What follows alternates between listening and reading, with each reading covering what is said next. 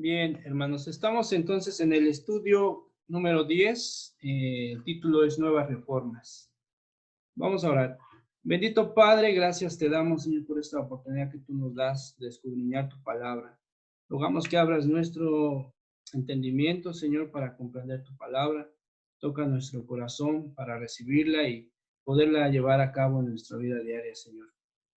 Que este estudio sea de edificación para cada uno de nosotros, Señor, y que podamos aplicarlo. Para ti sea la gloria, en el nombre de Cristo Jesús. Amén. Bien, hermanos, comencemos hablando acerca de las reformas. Las reformas siempre están destinadas a modificar algo que se está haciendo por lo regular mal, ¿verdad? Una reforma siempre tiene el propósito de modificar algo para bien, ¿no? Ahora, hoy en día vemos algunas otras reformas que se hacen, pero parece que va para modificar todo y echarlo al revés, ¿verdad? Para empezar a lastimar, empezar a hacer otras cosas, menos ayudar. Y bien, en este caso, este capítulo 13 lleva por subtítulo Reformas de Nehemías. Y bien, Dios levantó a Nehemías, copero del rey Artajerjes. Dios tomó a este hombre para realizar esta tarea de la reedificación de los muros de Jerusalén. En este contexto se da un avivamiento espiritual en respuesta a la lectura que Esdras hizo del libro de la ley. Esto lo podemos encontrar allá en el capítulo 8 de este mismo libro de Nehemías, hermanos. Este acto llevó al pueblo de Dios a jurar, a hacer un juramento que podemos verlo allá en el capítulo 10, en el cual ellos se comprometen para andar en la ley de Dios. Ellos están agradecidos con Dios por su redención. Así también nosotros, hermanos, debemos siempre estar agradecidos a cada momento con nuestro Dios por habernos salvado, por su amor que Él muestra para cada uno de nosotros. Ese amor que se ejemplificó claramente en la cruz, cuando nuestro Señor Jesucristo fue crucificado y fue muerto para pagar por nosotros, para pagar por cada uno de nuestros pecados y darnos esa salvación tan hermosa que hoy tenemos. Más adelante, hermanos, vemos en el capítulo 10, esta gente que está comprometida con Dios a respetar su ley, están decididos a entregar las primicias y las ofrendas que habían dejado de hacer. Pareciera ser que son otras personas completamente diferentes, otras personas nuevas.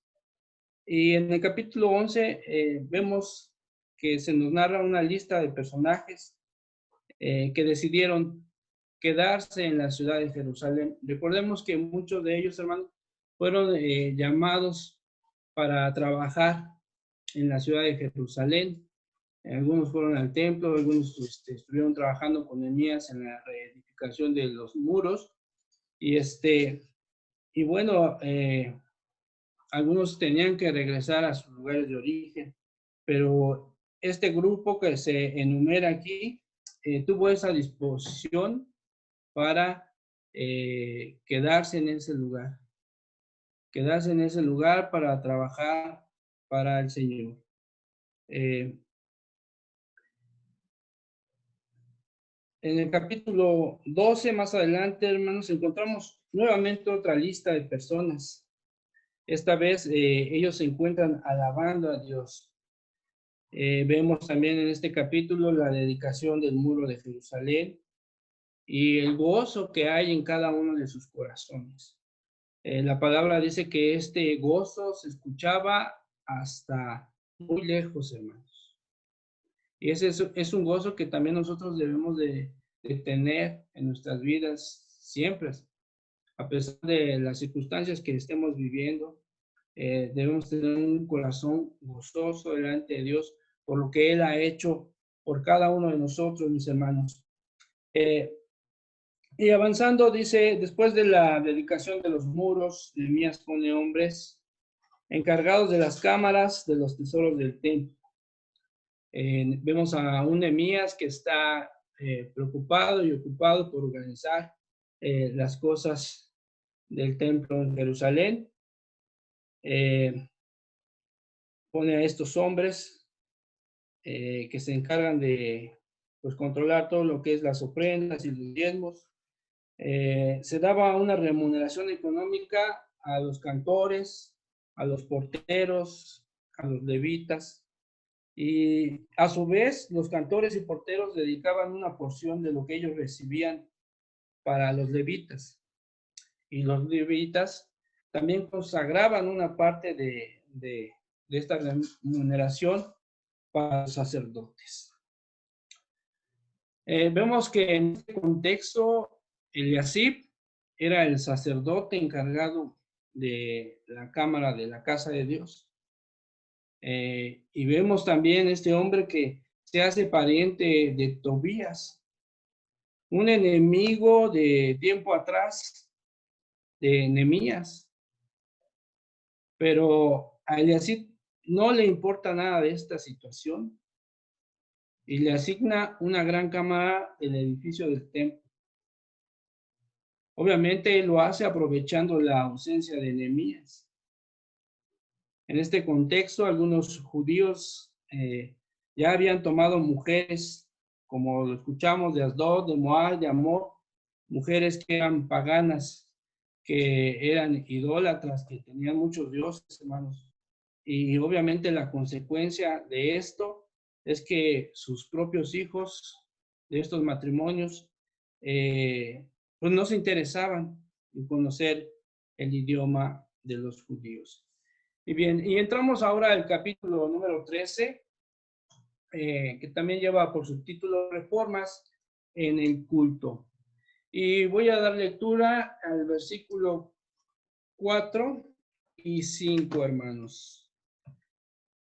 Dice la palabra, y antes de esto el sacerdote Eliasib, siendo jefe de la cámara de la casa de nuestro Dios, había emparentado con Tobías y le había hecho una gran cámara, en la cual guardaban antes las ofrendas, el incienso, los utensilios, el diezmo del grano, el vino y del aceite que estaba mandado dar a los levitas, a los cantores y a los porteros, y la ofrenda de los sacerdotes. Entonces, vemos este sacerdote que obviamente empieza a hacer cosas contrarias a lo que se había establecido, al orden que Nehemías había establecido para la casa del Señor. Y vemos que de alguna manera se hace pariente de Tobías, quizás un casamiento por ahí entre hijos o hijas que lo llevó a esa posición. Y obviamente pues era algo que no estaba bien delante de los ojos de nuestro Dios. Dice, recordemos que Nehemías no se encuentra en Jerusalén, pero durante este tiempo se desarrolla la obediencia. Nehemías ya no está en Jerusalén, hermanos, él tuvo que regresar nuevamente a sus labores con el rey Artajerjes.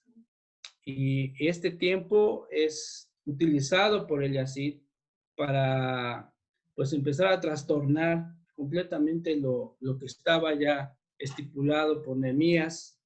Y bueno, vemos este acto que él hace, ¿no? Desobedeciendo completamente el orden que se había establecido. Bien, continuamos en el versículo del 6 al 7, hermanos, dice, mas a todo esto, yo no estaba en Jerusalén, porque en el año 32 de Artajerjes, rey de Babilonia, fui al rey y al cabo de algunos días pedí permiso al rey para volver a Jerusalén, y entonces supe el mal que había hecho Eliasib por consideración a Tobías, haciendo para él una cámara en los atrios de la casa de Dios. Vemos en estos versículos que obviamente Nehemías tiene que regresar, urge que regrese para empezar a reacomodar las cosas por el desorden que Eliasib pues había hecho, ¿verdad? Dice, este hombre Eliasib preparó a Tobías una gran cámara, que era antes destinada para guardar las ofrendas y diezmos. O sea, prácticamente él barrió con todo lo que estaba establecido por Nehemías. Por ese orden, no le importó y lo hizo a un lado para empezar a hacer lo que él quiso. Dice, sabemos que las ofrendas y diezmos tenían una función. Y esta cámara que Eliasib otorga a Tobías, pues era una cámara destinada para esta situación de los diezmos y de las ofrendas, que obviamente estaban para suplir las necesidades, como ya lo dijimos, de los cantores, de los levitas, de la gente que estaba trabajando en el templo. Y bueno, no le importa y hace esto, ¿verdad? Eliasib era un abusivo, aprovechado de su cargo y estaba generando un grave pecado contra su propio pueblo. Ahora vamos al versículo 8 y 9, hermanos, dice, y me dolió en gran manera y arrojé todos los muebles de la casa de Tobías fuera de la cámara. Y dije que limpiasen las cámaras e hice volver allí los utensilios de la casa de Dios, las ofrendas y el incienso. Obviamente, Nehemías, al ver esta situación que está generando Eliasib, pues se desagradó mucho por esto, ¿no? Yo imagino que empezó él a sacar todas las cosas que Tobías había metido ahí en esa cámara y hasta por la ventana me imagino que las ha de haber arrojado.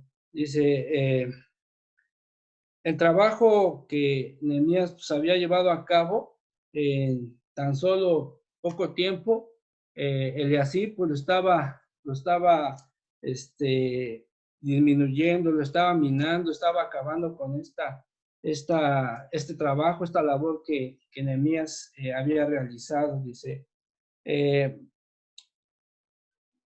Obviamente, Eliasib no respeta, hermanos, no respeta el pacto que está ahí en el capítulo 10, del versículo 29 al 32. Quiero darle lectura a esto, porque sí es importante. Estoy en el capítulo 10 de Nehemías y voy a dar lectura al versículo 29 al 32.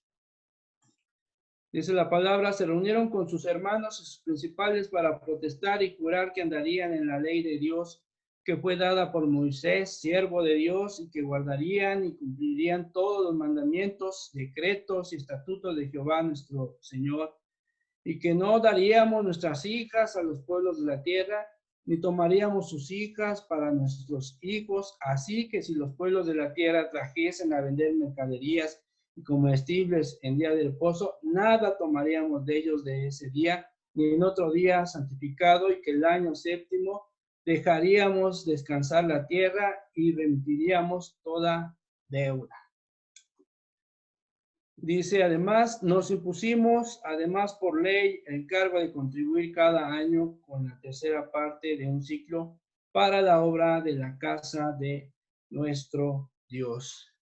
Se habían comprometido los hombres del pueblo de Dios, y sin embargo vemos que este sacerdote Eliasib pasó por alto toda esta promesa, todo lo que el pueblo había establecido y hizo lo que él quiso. Descuidó la remuneración a los levitas y cantores, haciendo que abandonaran sus funciones y regresaran al campo para poder vivir. Sabemos, hermanos, que obviamente estos hombres que se encontraban al servicio de la casa de Dios, pues recibían esta remuneración que les ayudaba para sus gastos, para sus necesidades, y sin embargo, con lo que Eliasib hace, se ven obligados a salir de ahí y a buscar el sustento. Tienen que ir y trabajar para sobrevivir. Dice, bajo tales circunstancias, Nehemías hizo valer el respeto a la ley de Dios, que vemos en estos versículos que leímos en el 13, que leímos 9 y 10, dice, desalojó la cámara. O sea, echó a Tobías de ahí, sacó todas sus cosas y le dijo, ¿sabes qué? Tú no puedes estar aquí, ¿sí? Porque esto no está permitido. Estás contaminando este lugar que es santo. Y obviamente él manda a limpiar esta cámara porque pues había estado un hombre que no era del pueblo de Dios y que había contaminado este lugar. Y devolvió todas las cosas que antes estaban ahí. Vamos al versículo 10 y 11, dice, encontré asimismo que las porciones para los levitas no les habían sido dadas y que los levitas y cantores que hacían el servicio habían huido cada uno a su heredad. Entonces reprendí a los oficiales y dije, ¿por qué está la casa de Dios abandonada? Y los reuní y los puse en sus puestos. ¿Sí? Aquí vemos el celo de Nehemías por la casa de Dios, el cuidado que él tenía sobre las personas que estaban involucradas en el servicio hacia Dios. Obviamente Nehemías tiene que pedir respuestas a estos encargados, a estos administradores en el templo. Busca establecer la responsabilidad de cada uno de ellos. Y luego se da la tarea, hermanos, de restituir a los levitas y cantores a su antiguo puesto. Dice en el 12, versículo 12 y 13, y toda Judá trajo el diezmo del grano, del vino y del aceite a los almacenes, y puse por mayordomos de ellos al sacerdote Selemías y al escriba Sadoc, y de los levitas a Pedaías, y al servicio de ellos a Anán, hijo de Zacur, hijo de Matanías, porque eran tenidos por fieles, y ellos tenían que repartir a sus hermanos. Vemos cómo Nehemías se encarga y tiene el cuidado para estos hombres que son muy importantes en el servicio en el templo, y obviamente pide el apoyo del pueblo para que lleven nuevamente estas ofrendas y estos diezmos para que la casa del Señor vuelva a funcionar como debería haber sido antes que este sacerdote Eliasib trastornara todo el templo, toda la casa del Señor.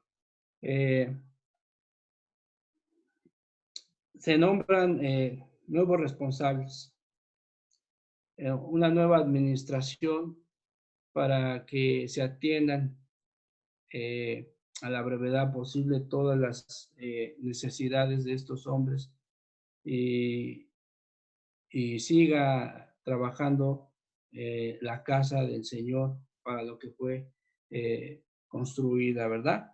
Bien, vamos a seguir, dice en el versículo 14, ahora vamos al 14, acuérdate de mí, oh Dios, en orden a esto, y no borres mis misericordias que hice en la casa de Dios y en su servicio. Dice, vemos a Nehemías orando por lo que está realizando para Dios.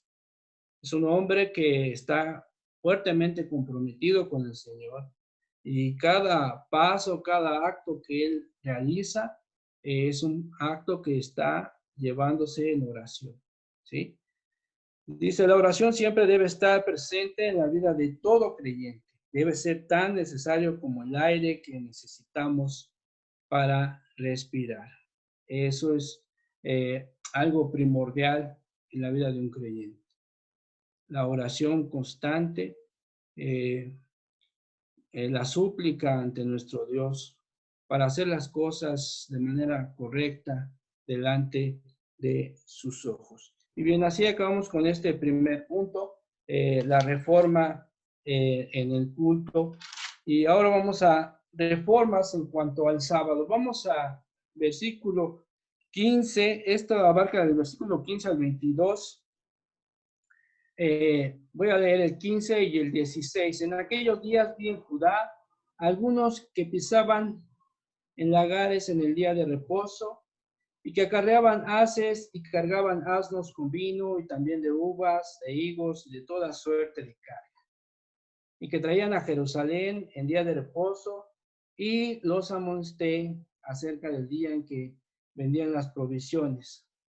También había en la ciudad tirios que traían pescado y toda mercadería y vendían en día de reposo, y los hijos de Judá en Jerusalén.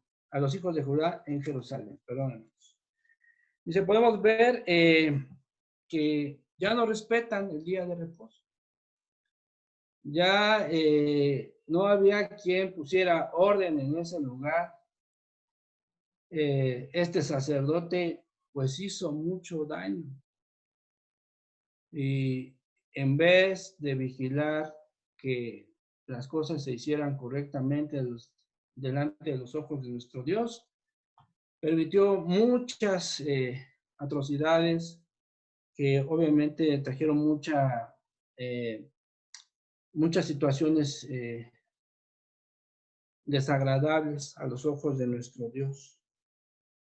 Habían quebrantado el día de reposo. Esta gente venía de la costa y estaban trayendo su pescado, querían venderlo.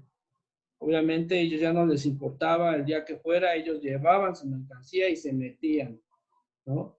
Cuando el pueblo de Dios se había comprometido, como lo leímos en el capítulo 10, a respetar el día de reposo.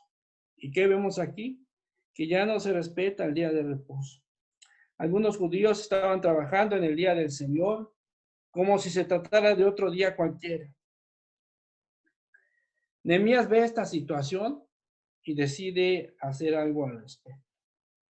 Obviamente esta acción que ellos estaban realizando en el día de reposo no estaba bien delante de los ojos de Dios, y Nehemías se dio a la tarea de cambiar esto. Voy al versículo 17 y 18, dice, y reprendí a los señores de Judá y les dije, qué mala cosa es esta que vosotros hacéis, profanando así el día de reposo. ¿No hicieron así vuestros padres y trajo nuestro Dios todo este mal sobre nosotros y sobre esta ciudad? Y vosotros añadís ira sobre Israel, profanando el día de reposo. El pueblo estaba bajo la ley. Recordemos que ellos se comprometieron. Deberían de obedecer a Dios en este punto. Y lo que vemos aquí es que ellos estaban en desobediencia con Dios. Nehemías los reprende por permitir el comercio en el día sábado. Esto era una profanación del día del Señor, y Nehemías se los recuerda. Nosotros, hermanos, siempre debemos tener un día especial en el cual podamos acercarnos a nuestro Dios y alabarlo y glorificarlo por lo que Él hace en nuestras vidas. Debe ser un día en el que nosotros estemos dispuestos completamente con el corazón y con nuestra mente a alabar a nuestro Dios. Versículo 19 dice, sucedió pues que cuando iba oscureciendo a las puertas de Jerusalén antes del día de reposo, dije que se cerrasen las puertas y ordené que no las abriesen hasta después del día de reposo. Y puse a las puertas algunos de mis criados para que en día de reposo no introdujeran carga. Esos hombres, hermanos, estaban afuera. Estaban esperando que abrieran esas puertas porque decían, pues esto seguramente es momentáneo, vamos a seguir vendiendo nuestra mercancía el día sábado como lo hemos hecho, pero vemos a un Nehemías que está determinado a cambiar esta conducta errónea de no guardar el día de reposo.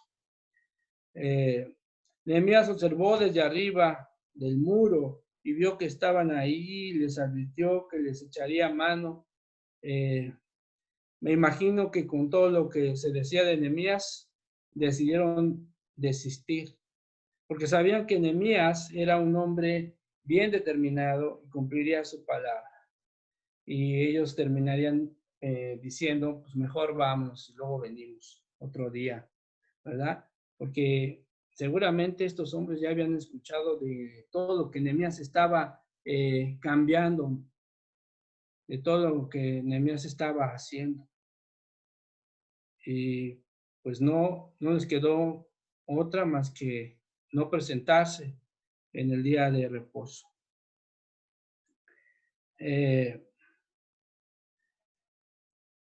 Podemos ver a un Nehemías que cierra las puertas por la noche del viernes para evitar que estos hombres entraran. Y también estableció esta guardia ahí para que no trataran por ahí de meterse en el día de reposo. Amenazó con aprensarlos y pidió a los levitas que se purificasen y que fuesen a guardar las puertas para santificar el día de reposo. Vamos al versículo 22, hermanos, dice, y dije a los levitas que se purificasen y viniesen a guardar las puertas para santificar el día de reposo. También por esto, acuérdate de mí, Dios mío, y perdóname según la grandeza de tu misericordia. Dios nos perdona no por lo que el penitente puede hacer, sino porque Dios es misericordioso. Y aquí, pues ya avanzamos en el punto 2, vamos ahora al punto 3, ahora va a ser las reformas culturales. Esto está basado del versículo 23 al 27. Dice, los varones judíos tomaban mujeres extranjeras para formar sus familias, contraviniendo a las ordenanzas que prohibían los matrimonios mixtos. Obviamente, esto afectaba en su relación con Dios y ocasionaba desvíos, pues estas mujeres eran paganas. Esto amenazaba la estabilidad y la pureza espiritual. Y voy a dar lectura, dice en el versículo 23. Y así vi asimismo en aquellos días a judíos que habían tomado mujeres de Asdod, monitas y moabitas, y la mitad de sus hijos hablaban la lengua de Asdod porque no sabían hablar judaico, sino que hablaban conforme a la lengua de cada pueblo. Y reiní con ellos y los maldije y herí a algunos de ellos y les arranqué los cabellos y les hice jurar diciendo, no daréis vuestras hijas a sus hijos y no tomaréis de sus hijas para vuestros hijos, ni para vosotros mismos. No pecó por esto Salomón, rey de Israel, bien que en muchas naciones no hubo rey como él, que era amado de su Dios y Dios lo había puesto por rey sobre todo Israel. Aún a él le hicieron pecar las mujeres y obedeceremos a vosotros para cometer todo este mal tan grande de prevaricar contra nuestro Dios tomando mujeres extranjeras. Esta es la situación ahora en la que ellos están inmersos. En el capítulo 10 vimos que ellos dijeron, no nos vamos a mezclar con estas mujeres. Y aquí, hermanos, desgraciadamente vemos que ellos están haciendo todo lo contrario. Vemos que estos matrimonios tienen estos conflictos. Estos hijos que están naciendo no están dispuestos a aprender para nada la lengua de los hijos de Dios. Nehemías se llenó de ira por esta conducta, tanto que les dio unos buenos golpes, hermanos. Imagínense cuál era el desagrado, el descontento de Nehemías que tuvo que realizar esta acción. A veces podemos pensar, ay, ¿cómo va a pasar? ¿Cómo? No puede ser esto de los golpes, ¿verdad? Hoy en día nuestras culturas dicen, no, los golpes no funcionan, así no.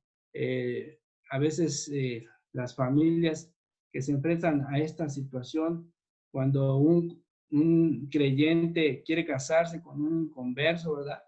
Y empiezan los conflictos, donde los padres no tienen esa capacidad, como la hizo Nehemías, ¿no? De incluso llegar a los golpes. Vemos ahí un Nehemías que también les dio sus jalones de greñas, ¿no? Y los hizo jurar que ya no estarían haciendo esas situaciones de dar sus hijos o sus hijas a gente que no era del pueblo de Dios. Y vemos en la actualidad estas situaciones donde los padres creyentes no toman una decisión radical en este sentido y a veces permiten a los hijos que se involucren con mujeres que no son creyentes o con hombres que no son creyentes. Y esto pues acaba mal, hermanos, porque finalmente, como aquí lo vemos, estos hijos que han nacido de estos matrimonios no se interesan por las cosas de Dios y acaba siendo una situación conflictiva, una situación complicada para el creyente, ¿verdad? Y bueno, ¿y todo por qué? Porque los padres están muy metidos en el mundo, donde el mundo les dice, pues ellos ya tienen que decidir, tienen que tomar sus decisiones propias. Pero a veces, hermanos, la verdad es que no están conscientes de la gravedad de estas situaciones, de lo que puede llegar a afectar en su relación con Dios. Y si se descuida el creyente, puede ser que hasta se desvíe en esa circunstancia y sea jalado por el cónyuge o por la pareja que no es creyente y termine lejos de Dios, hermanos. Dice, la conducta pecaminosa de Salomón al tomar mujeres paganas es un ejemplo que Nehemías toma y les dice, vean esta situación.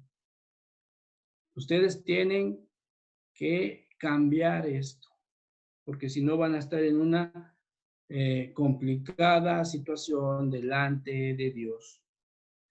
Nehemías señaló esta conducta como una afrenta contra Dios.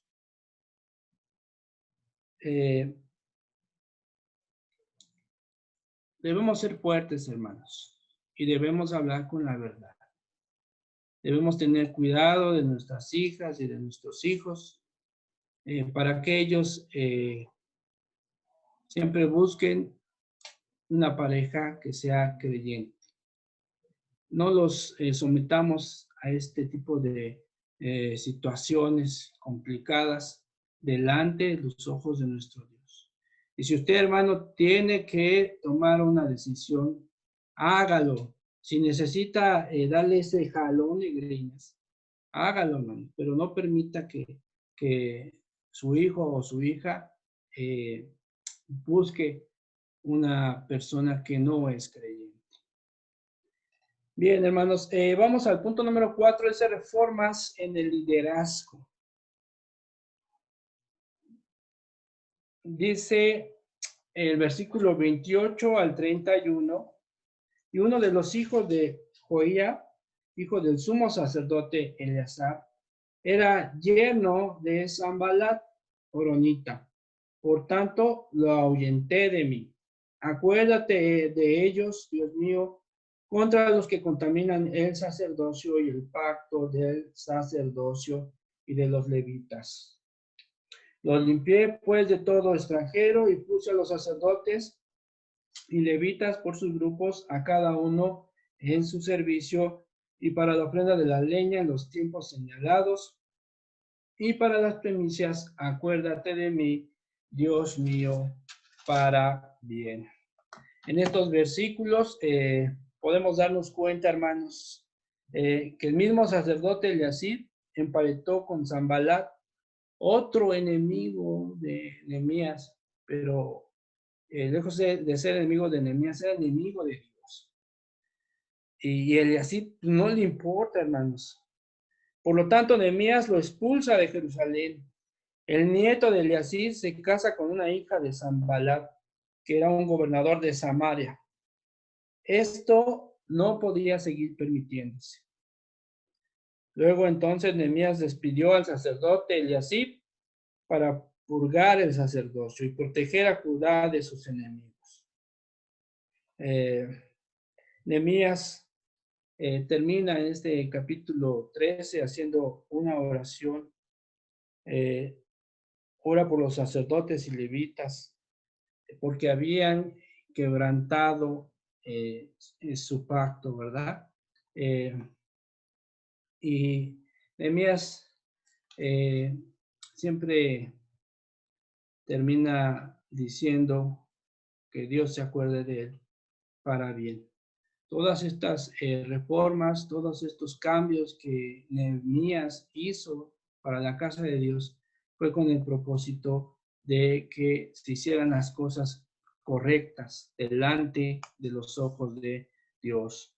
Y bueno, podemos ver un hombre aquí, a Nehemías, comprometido, un hombre celoso con la obra de Dios. Dios ponga también en nuestros corazones ese deseo y ese celo por la obra para su gloria. Aplicaciones de este estudio, hermanos, es la casa de Dios siempre debe ser dedicada para el propósito para el cual se construyó. La iglesia debe proveer para sostener a sus diferentes ministerios, hermanos. Guardemos el día del Señor, y la oración es un elemento muy importante en la vida del creyente. Quiero terminar con unas preguntas que obviamente usted las responderá en el fondo de su corazón. Son las siguientes, hermanos. ¿Está comprometido con Dios a obedecer? Vimos en el capítulo 10 que estos hombres, el pueblo de Dios se había comprometido. Y posteriormente, ¿qué pasó, hermanos? Estaban desviados totalmente de aquello que habían dicho que iban a hacer. Está comprometido con Dios para buscarlo a través de su palabra. Tiene que estar constantemente en relación con Dios, leyendo su palabra, porque es la única manera de conocerle cada día más y de estar preparado para compartir a otros. Está comprometido con Dios para señalar las cosas que están mal a la luz de la palabra. Usted es de los que ve la situación y es contraria a lo que Dios dice y se queda callado, hermano. Tenemos que señalar las cosas que están mal delante de los ojos de Dios. Obviamente, siempre buscando que las personas puedan acercarse y encontrar a Dios. Otra más, está comprometido con Dios para eliminar de su vida todo aquello que le estorba para su relación con Él. Hay cosas, hermanos, que están ahí, que están estorbando en su comunión con Dios. Tiene que tener la disposición de quitar, de sacar todo aquello que le está estorbando para vivir una vida plena, una vida llena de Dios. Y quiero terminar con esto, como lo hizo Nehemías. este hombre de Dios. Dice en su oración, al final, acuérdate de nosotros, Dios mío, para bien. Comprometámonos con el Señor, hermanos, a vivir de una manera correcta delante de Él, de vivir una vida que le agrade, una vida que esté dispuesta a servir al Señor, una vida que esté dispuesta a señalar las cosas que están mal. Obviamente debemos tener cuidado en este sentido, ¿verdad? Porque debemos exhortar con amor, con misericordia. Dios obre en nosotros para que despierte en nosotros un Nehemías comprometido con Él, que pueda ser la luz y la sal que este mundo necesita. Vamos a orar, hermanos. Bendito Padre, te agradecemos por este estudio acerca de este libro de Nehemías. Gracias por este ejemplo de este hijo tuyo, Señor. Un hijo tuyo comprometido con tu obra y que fue utilizado grandemente y que hoy podemos estudiar y ver en él las cosas que nosotros también debemos de preocuparnos y ocuparnos, Señor. Gracias por la vida de cada uno de mis hermanos y te ruego, Señor, que tú obres en cada uno de ellos para que sean hombres comprometidos como tu siervo Nehemías y que puedan decir, acuérdate de nosotros, Dios mío, para bien. Te alabamos y te bendecimos en el nombre de Cristo Jesús. Amén.